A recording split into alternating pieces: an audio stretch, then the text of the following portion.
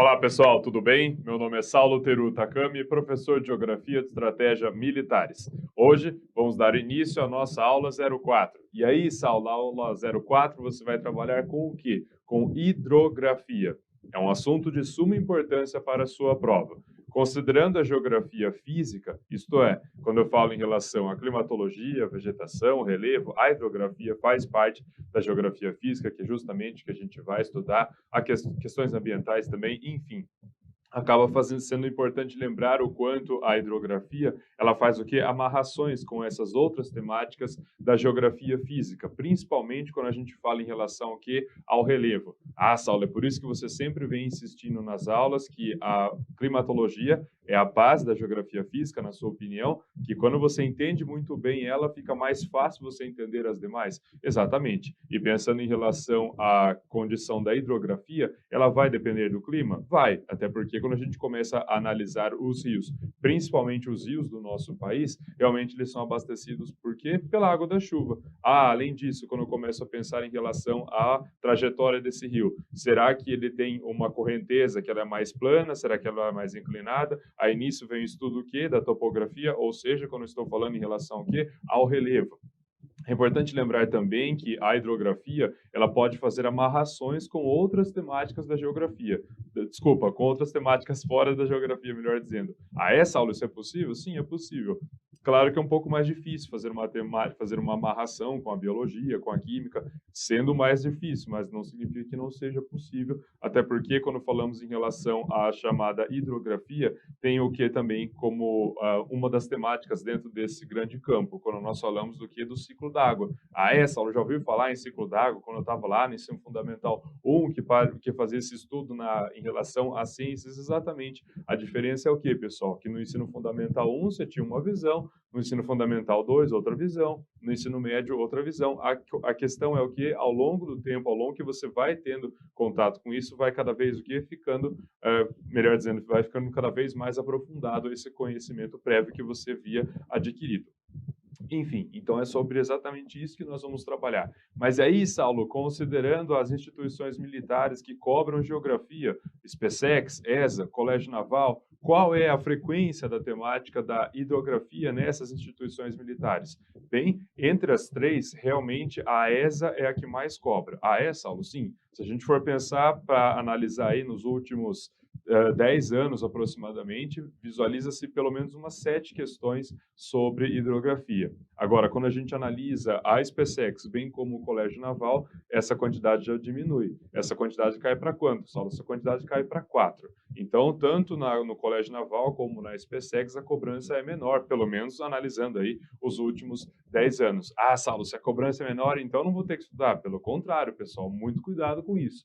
Até porque quando visualizamos questões que envolvem hidrografia, elas tendem a ser o quê? Até mais difícil dentro da geografia física. Ah, é, Saulo? Sim, até porque quando a gente começa a analisar, por exemplo, as bacias hidrográficas do nosso país, fiquem tranquilos, tá, pessoal, que eu vou explicar exatamente como funciona uma bacia hidrográfica e explicar as bacias hidrográficas do nosso país. Mas já vale a pena adiantar que existem aquelas que são mais evidentes, como a do Amazonas, como do Paraná, como do São Francisco, que acabam fazendo mais perguntas sobre elas. Não que as outras não possam fazer. Num outro momento, quando a gente fala do Tocantins-Araguaia, também pode aparecer questões, enfim, mas realmente são essas daí as mais evidentes, vamos colocar dessa forma. Então, quando começa a ter perguntas tão específicas em relação a certas bacias que não tá tão assim, não é tão comum a gente ouvir falar ou a gente ler, como por exemplo, fala da bacia hidrográfica do Atlântico Nordeste Oriental. Nossa, Saulo, existe essa bacia? Existe, pessoal. Então, tá vendo só como a terminologia já acaba ficando até um pouco mais complicado,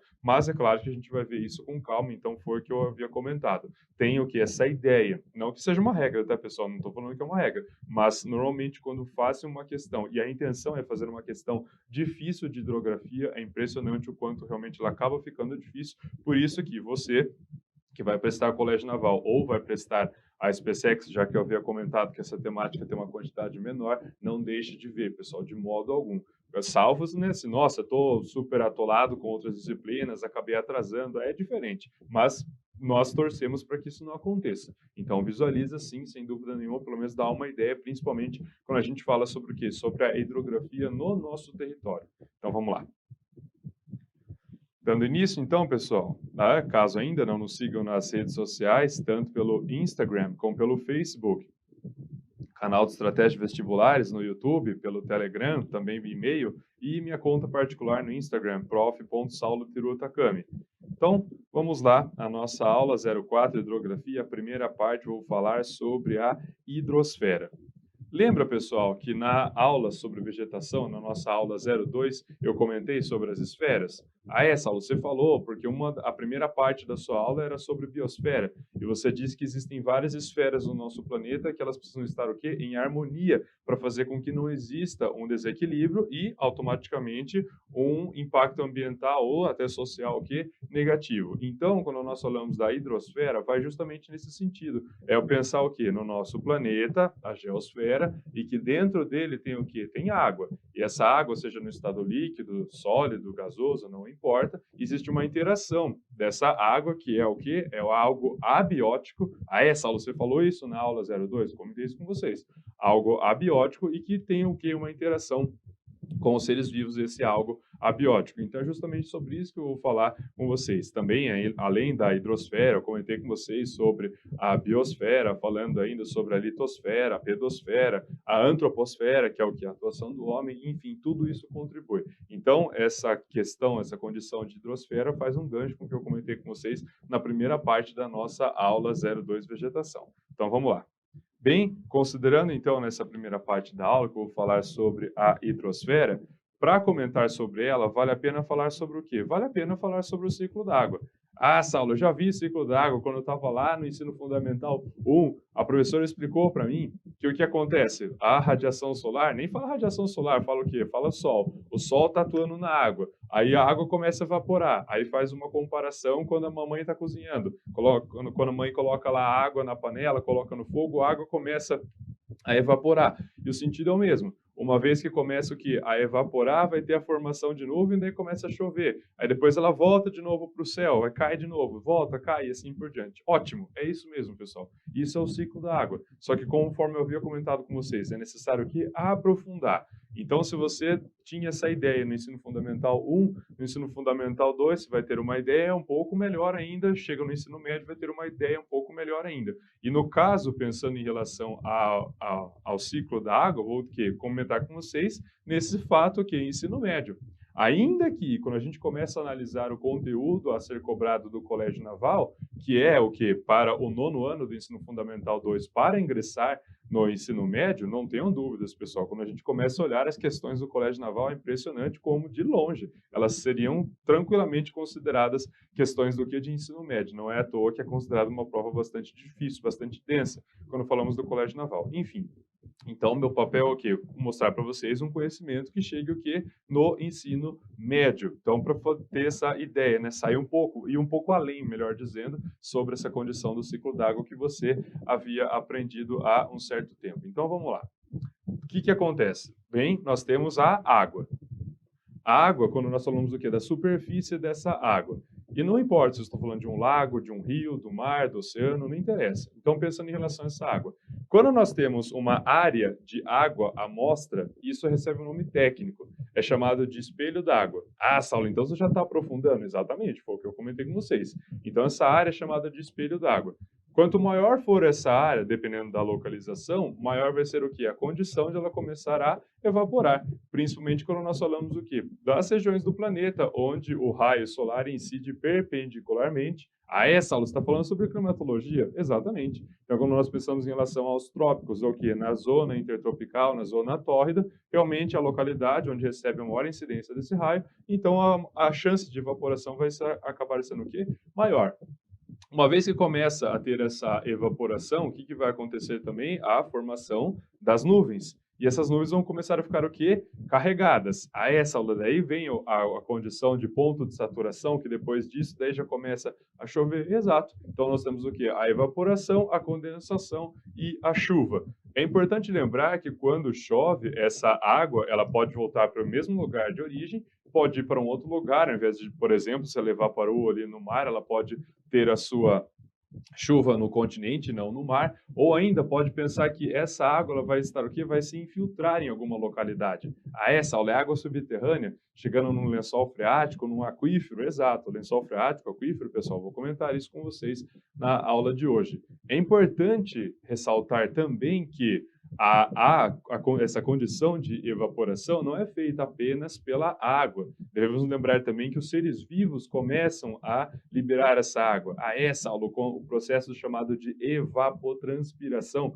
que você comentou isso com a gente quando você estava falando sobre climatologia. Você comentou sobre os elementos climáticos, entre eles o que? A radiação solar, essa condição de temperatura, o que faz com que comece a ter essa evaporação. Exatamente. Estão percebendo o quanto o ciclo da água não ficou preso só essa ideia de que a água evapora e chove? É um pouquinho mais aprofundado do que isso. Olha só.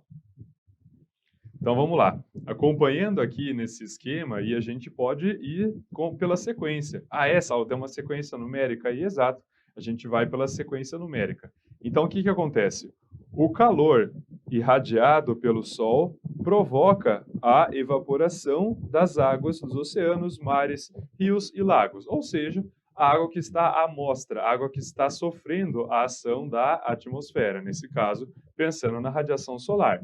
Lembrando que nessa radiação solar, o raio que chega, como é que ele chama mesmo, pessoal? Tem um nome mais técnico. Ah, essa aula é raio ultravioleta. Exato, raio ultravioleta, raio UVB2, enfim.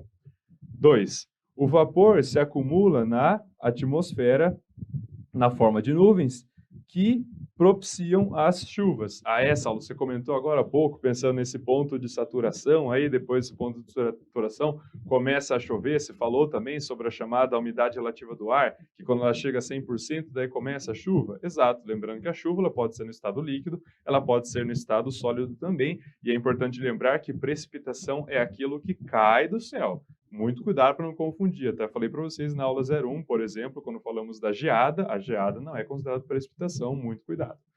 3. 3 está aqui no canto inferior esquerdo. Parte das chuvas cai sobre os oceanos e mares. Outra parte atinge os continentes, podendo cair sobre o solo, onde se infiltra e alimenta os lençóis subterrâneos.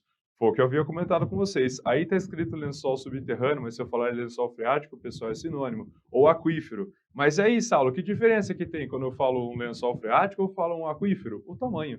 O tamanho, sim, o lençol freático ele vai ser menor, pensando que no volume, na área. Agora, quando nós falamos em relação a um aquífero, ele vai ter o quê? Uma proporção gigantesca.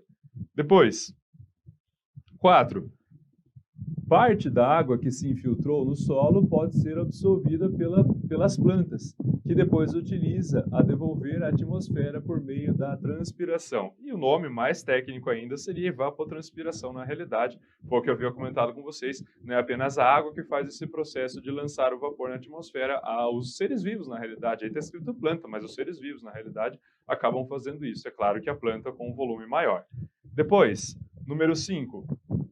A água também pode evaporar ou escoar sobre o solo e abastecer os rios que desaguam em mares e oceanos, reiniciando o ciclo. Então, pessoal, tudo isso que eu apontei para vocês, na verdade que eu já havia comentado. Comentei com vocês diz respeito ao ciclo da água, conforme eu havia falado.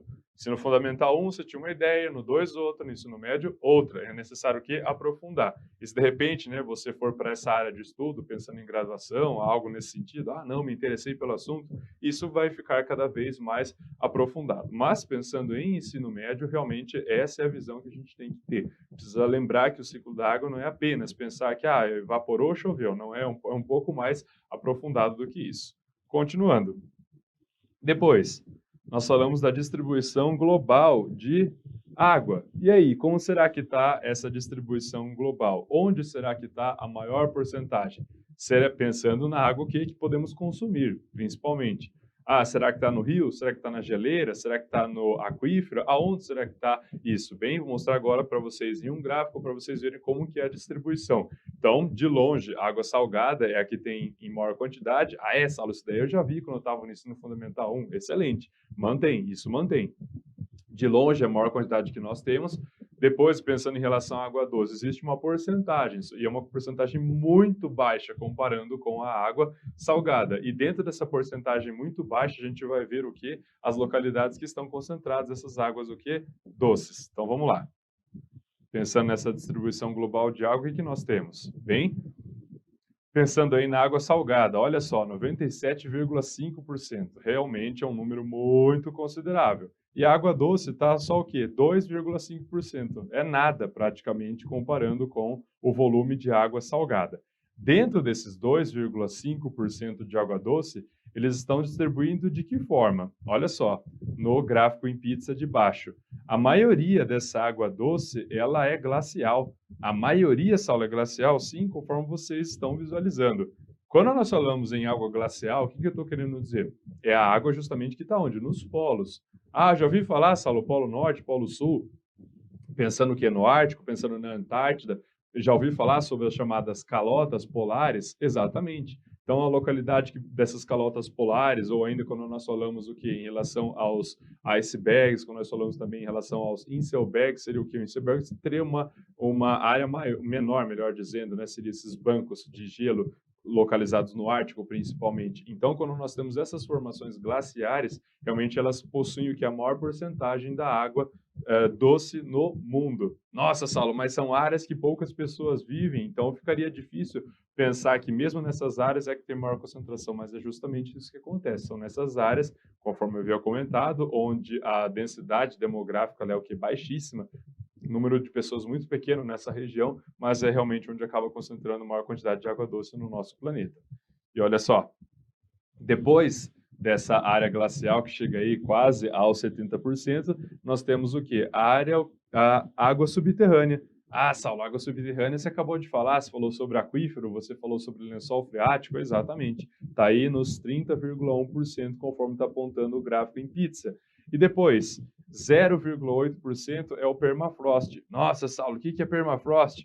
Permafrost eu comentei com vocês, pessoal, na aula 02, quando eu estava falando sobre vegetação, quando eu falei sobre a tundra, que a tundra ela vai o quê? Florescer no período da primavera, no verão principalmente, quando há o quê? O degelo, porque o solo fica congelado. O solo congelado recebe esse nome de permafrost. Ah, quer dizer então que tem uma grande quantidade nessas regiões que formam esse permafrost que você está falando, Saulo? Exatamente, 0,8%.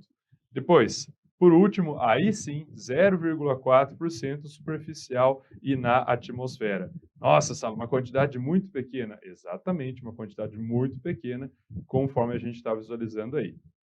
Depois, a gente pensa em relação ao quê? Aos principais usos da água.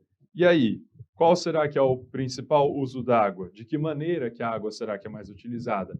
Vai ser mais utilizada pela indústria, pelo comércio, pelos serviços, pela agricultura, pela pecuária? Vou pensar ainda em relação ao que? À urbanização? Quais são os diferentes setores que acabam utilizando mais água? Olha só.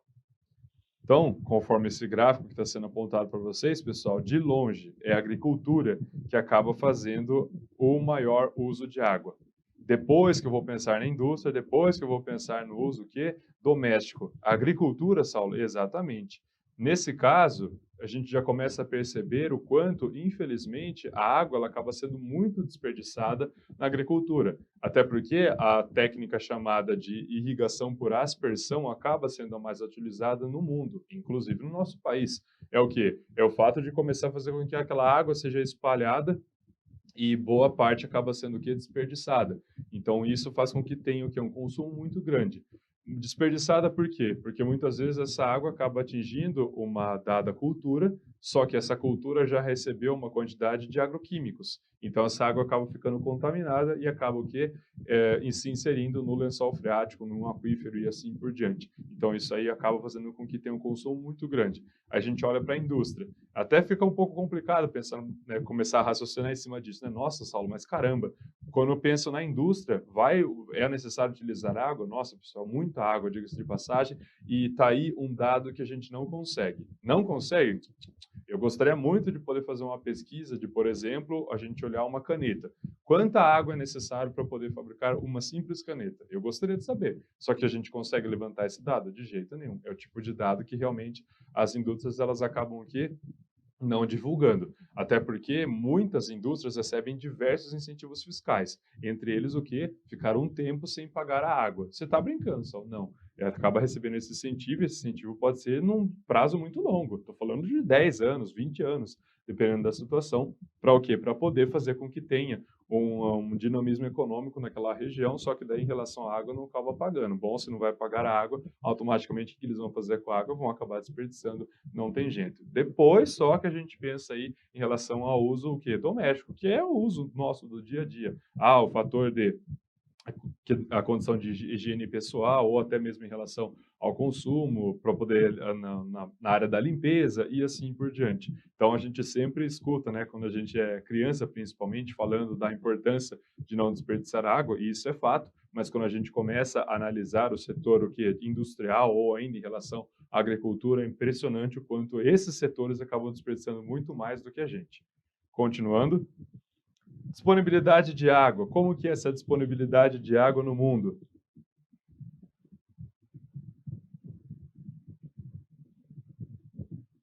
Bem, quando a gente começa a pensar na distribuição de água no mundo, nós temos esse panorama.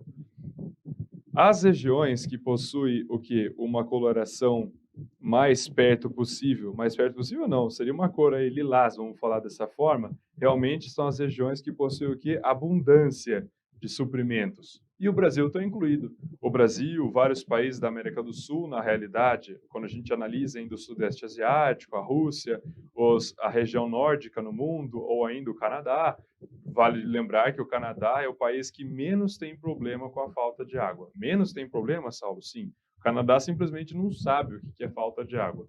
Primeiro, porque é um país gigantesco. Estamos falando do segundo maior país do mundo. Segundo, tem uma quantidade gigantesca do quê? De gelo, o que faz com que fique mais difícil ainda pensar nesse desperdício. Terceiro, e talvez tão importante quanto esses outros, a população canadense é o quê? É muito pequena.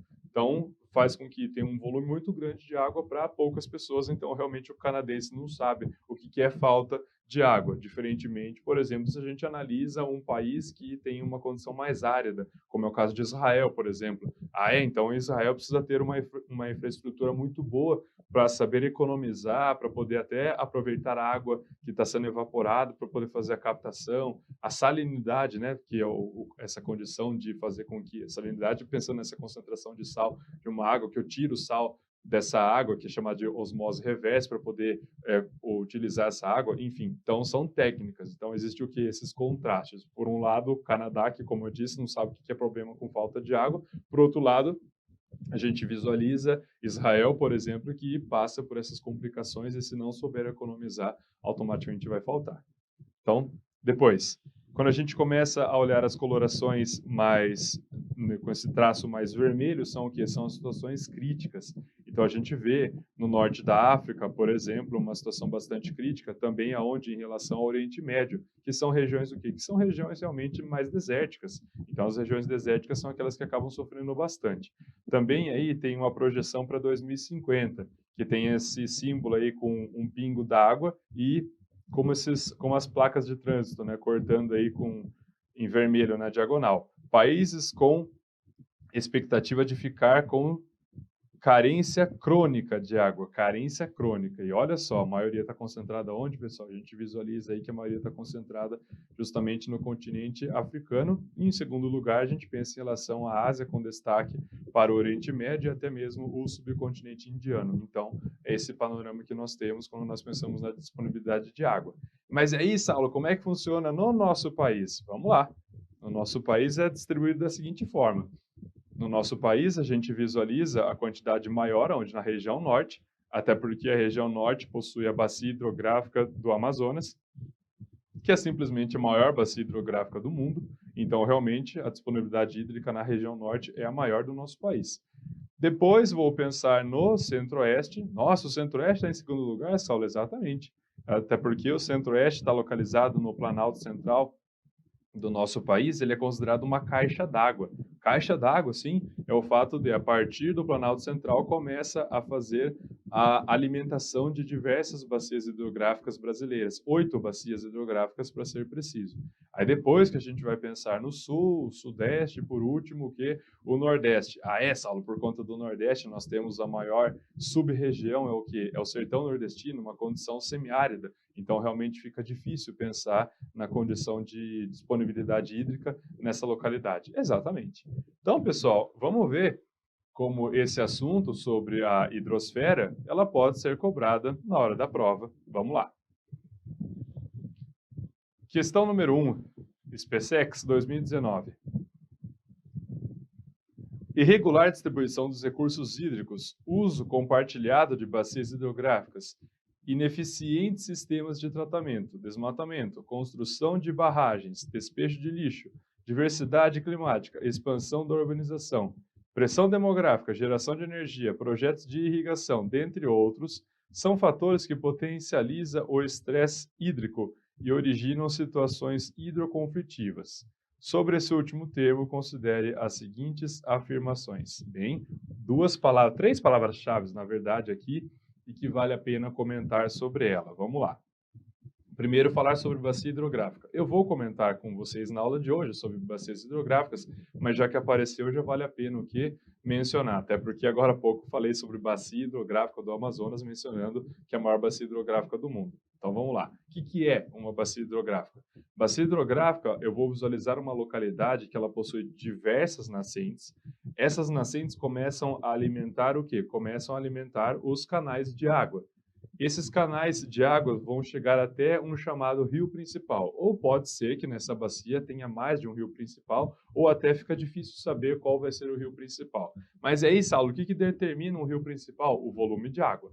O local que tem o quê? Um canal de água, e nesse canal de água é o que tem mais água, esse é considerado o quê? O rio principal. Ah, Saulo, esses canais também recebem um nome técnico chamado de afluente? Exatamente. Então, são os afluentes que chegam até esse chamado rio principal. Então, quando nós temos essa estrutura, isso é chamado do quê? Isso é chamado de bacia hidrográfica. Também nesse texto, a gente acabou de ver, é comentada a palavra estresse hídrico. O que significa, Saulo, estresse hídrico? Estresse hídrico é quando eu estou tirando mais água do que colocando água em uma dada localidade. Posso pensar num rio, posso pensar no lago, independente disso. Ah, então está sendo mais tirado do que colocado, Saulo? Então, quando isso acontece, eu falo de estresse hídrico, sim. Por quê? A longo prazo, nem tão longo prazo assim, se eu estou mais tirando do que colocando, o que está acontecendo com o lago, por exemplo? Ele está o quê? Secando. Ah, então essa é a condição de estresse hídrico? Sim.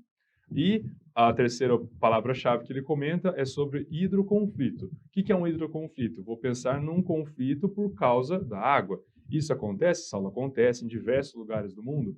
Quando, por exemplo, quando a gente começa a analisar a região da Caxemira, uma região de tríplice fronteira entre Índia, Paquistão e a China. Principalmente a disputa entre China e Paquistão, há um interesse muito grande pela Caxemira, até porque é uma região de nascente do rio Indo e do rio Ganges. O Ganges tem super importância para a Índia e o Indo tem super importância para o Paquistão. Então acaba existindo esse hidroconflito nessa região. Quando a gente começa a analisar também disputa pelo Rio Jordão no Oriente Médio entre árabes e os israelenses, também a gente pode pensar nessa condição de hidroconflito. Ou ainda, quando a gente começa a pensar em certas localidades da África, principalmente mais próximo possível que do Rio Congo, que é um rio super volumoso, começa a existir o hidroconflito nessa região também da África Central, para fazer com que quem vai conseguir ter o maior controle dessa área. Então, essa é a ideia. Continuando. Então, vamos lá. Analisar aí as assertivas, lembrando que ele vai perguntar sobre hidroconflito. Um exemplo de situação hidroconflitiva é o caso da construção de barragens para projeto de irrigação na bacia do Rio Nilo pelo governo sudanês, o que tem provocado tensões com o vizinho Egito. Nossa, Saulo, que questão difícil, nem mostrou aí para mim o mapa da África. Eu vou lembrar que existe essa proximidade entre Egito e entre o Sudão? Exatamente. Quando isso acontece, pessoal, qual é a minha dica? Faça um ponto de interrogação. Ponto de interrogação, Saulo? Exatamente. Ponto de interrogação, você está querendo dizer o quê? Deixa eu ler o resto e depois eu volto nessa, porque realmente eu não lembro com tanto detalhe assim, sobre Egito, sobre o Rio Nilo, enfim. Então vamos lá. 2. O Brasil, por dispor de uma região extremamente rica em recursos hídricos, é verdade, não tem registrado problemas dessa natureza com seus vizinhos ao longo de sua história republicana. Aqui ficou bem exagerado, pessoal. Não tem registrado problemas. Será que o Brasil nunca teve problema em relação à água, pensando nos seus vizinhos? Sendo que o Brasil faz fronteira com a maioria dos países da América do Sul, com exceção do Chile e do Equador? Saulo, é difícil pensar, né? Não é possível que um momento ou outro não deu algum problema com o Paraguai, com a Argentina. Exatamente. Então, aqui é mais fácil eu imaginar que está o quê? Que ela está errada. 3. O rio Ganges atravessa quase todo o território de Bangladesh, antes de se abrir no Largo Delta, em território indiano. A construção de barragens a montante pelo primeiro tem provocado desavenças entre esses dois países. E aí? Palavra-chave aqui, pessoal. Montante. O que significa montante? Montante é qualquer ponto do curso do rio até a sua nascente. Isso é chamado de montante. Então, se você visualiza a palavra montante, você vai lembrar de montanha, você vai pensar em algo mais alto. E quando a gente começa a falar do movimento do curso d'água, vai ser sempre dessa maneira. Ele vai respeitar o que? A gravidade. Então, a água ela vai correr de um lugar mais alto para um lugar o quê? Mais baixo. Aí você pensa na montante. Nós temos também o conceito de jusante. O que é a jusante? A jusante é qualquer ponto no rio até chegar o quê? A sua foz, a sua desembocadura, onde o rio termina. Então, aí é o ponto que é mais baixo. Então, tem que ter isso em mente. Montante vai estar no ponto mais alto desse curso d'água, a jusante o quê? O ponto mais baixo. Então, vamos lá. Então, está falando que o Ganges ele atravessa todo o território de Bangladesh antes de se abrir no Largo Delta. Delta, pessoal, é um tipo de desembocadura, é um tipo de foz. Eu vou mostrar para vocês com imagens que vai ficar até mais claro esse entendimento. Então, quando nós falamos num Largo Delta, significa que o rio ele termina em vários canais, em território indiano. A construção de barragem a montante pelo primeiro. Então, pelo primeiro está falando sobre o quê?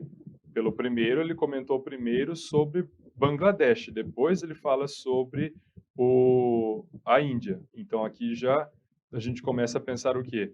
Numa ideia de Bangladesh abrir o delta. Se Bangladesh está falando que abre esse delta, eu não posso pensar que Bangladesh vai estar a montante. Vou pensar que Bangladesh vai estar a jusante. Saulo, ficou contraditório? Exato. A número 3 ficou contraditório. Então, fora. 4. No conflito entre israelenses e palestinos, há um importante componente hídrico evidenciado pela posse e controle da escassez.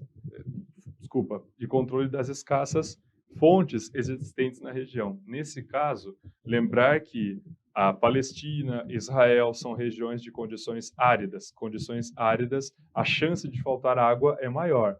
Então aí faz mais sentido, sim. Bom, como a gente não tem uma alternativa que só está falando que a número 4 é a correta, então a 4 está correta. A gente sabe que a número 2 está errada, então só pode ser a alternativa D. Aí a gente chega na resposta, com isso, a primeira, ela está o quê? Correta. Conferindo, conforme eu comentei, alternativa correta, alternativa D. Perceberam, pessoal, que essa técnica de responder por eliminação, ela faz parte? Muitas vezes você se depara com uma afirmação, uma assertiva que você lê, você, nossa, não faço ideia. Não fique nervoso quando isso acontecer, pessoal. Faz igual eu mostrei, põe um ponto de interrogação, depois você volta nela, vai analisando o resto, porque dessa maneira é muito mais fácil você responder por meio do que da eliminação, do que você realmente lembrar de fato a situação que está sendo descrita. Continuando. Próxima. SpaceX também, 2018. Ao longo do século XX, a demanda global de água doce dobrou a cada 20 anos. Se mantidos os padrões de consumo atuais, em 2025, cerca de 2/3 da população mundial experimentarão escassez moderada ou severa de água, conforme o esquema que eu havia mostrado para vocês, daquele mapa falando dos locais que têm disponibilidade maior ou menor de água. Dentre as causas da escassez de água no mundo, podemos destacar. Então, vamos lá. 1. A água doce disponível no mundo é muito inferior às necessidades de consumo atual.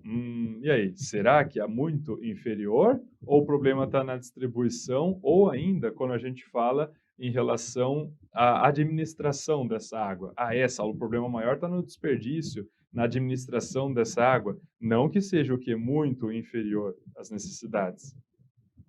Então, pensando em relação à agricultura, conforme eu mostrei para vocês, ela deveria começar a o quê? A desperdiçar menos, assim como a indústria. E claro que o consumo urbano também tem esse papel de não desperdiçar.